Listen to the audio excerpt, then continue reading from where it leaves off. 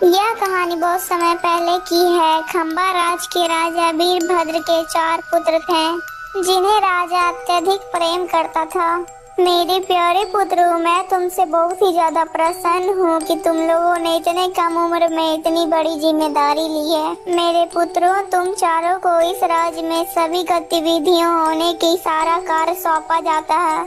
तुम चारों को पूरे राज्य में घूमकर यह पता लगाना है कि कौन मनुष्य सुख में है और कौन मनुष्य दुख में है, और कौन मनुष्य कार्य कर रहा है और कौन मनुष्य कार्य नहीं कर रहा है। तुम चारों को यही गतिविधियों का पता लगाना है। जी पिताजी, हम चारों आपकी आज्ञा का पालन करेंगे। पिता की आज्ञा होने पे चारों पुत्र राज्य की हाल चाल की खबर लेने के लिए निकल पड़ते हैं।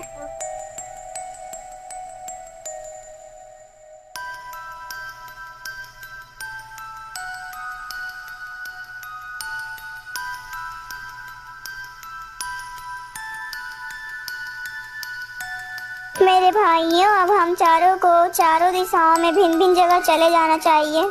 जी हाँ बड़े भैया, अब हम चारों को भिन्न भिन्न दिशाओं में जाना होगा। इतना सोचकर चारों भाई भिन्न भिन्न स्थानों पर चले जाते हैं, जिसमें से बड़े भाई का नाम वीरसेन था। वीरसेन चलते चलते एक जंगल में पहुंचता है और वो देखता है कि 4 घोड़े बहुत सुंदर सुंदर हैं और वो घास खा रहे हैं। अरे वाह, ये घोड़े कितने सुंदर हैं। मैंने तो आज तक इतने सुंदर घोड़े नहीं देखे और इनकी तो नस्ल भी अलग है। लेकिन इतने सारे आकर्षक घोड़े किनके हो सकते हैं? इतना बोलते बोलते वीरसेन की नजर एक पेड़ पर पड़ती है जिसके नीचे एक साधु बैठकर तपस्या कर रहा होता है। अरे ये साधु कौन है? कहीं ये साधु के ही तो घोड़े नहीं है। चलो मैं इस साधु से ही जाकर पूछ लेता हूँ।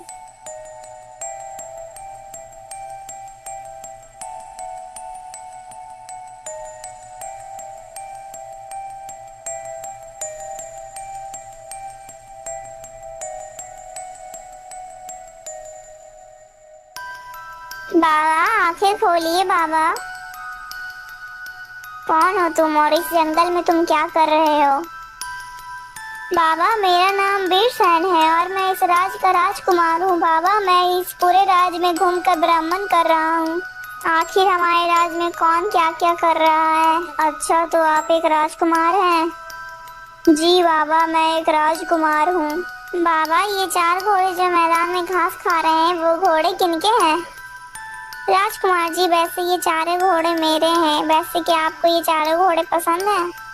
जी बाबा, आपके 4 घोड़े अद्भुत हैं। यदि आप बुरा ना माने तो मैं आपके घोड़े की सैर करना चाहता हूँ। हाँ राजकुमार, क्यों नहीं। आप मेरे किसी भी एक घोड़े को लेकर सैर पर जा सकते हैं, लेकिन राजकुमार मेरी एक शर्त है। बोलिए बाबा, आपकी क्या शर्त है? अरे राजकुमार, मैं ये बोलना चाहता हूँ कि आप जो भी घूमते घूमते आप जंगल में देखें, उसे आपको वह अर्थ मुझे बतलाना होगा, वरना मैं आपको पत्थर का बना दूंगा। और हाँ, याद रहे, आपको यहाँ पर शाम होने से पहले आ जाना होगा। हाँ हाँ ठीक है बाबा, मैं आपकी शर्त से सहमत हूँ।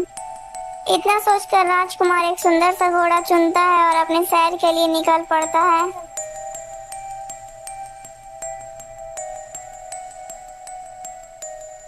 राजकुमार घूमते घूमते एक विचित्र सा जंगल में पहुंचता है, जहां राजकुमार देखता है कि पेड़ के ऊपर सब्जियां लटक रही हैं, लेकिन उनकी रक्षा एक जादुई डंडे कर रहे हैं। आखिर ये कैसा जंगल है जहां सब्जियां पेड़ों पर उगी हुई हैं और उनकी सुरक्षा ये सब डंडे कर रहे हैं?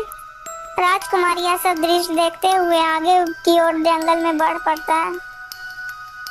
राजकुमार को घूमते घूमते काफी समय निकल जाता है और जल्दी ही शाम भी होने वाली थी।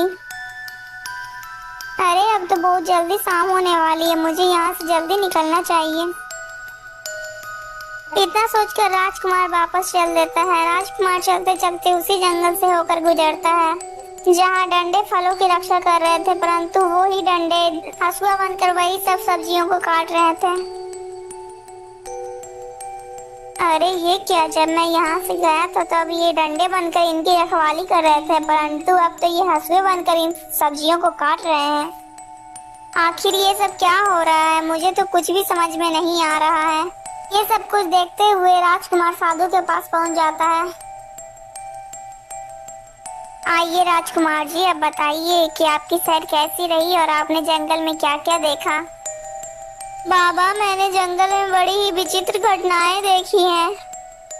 फिर राजकुमार साधु को वही सब बातें बताता है जिसने वो जंगल में देखा था।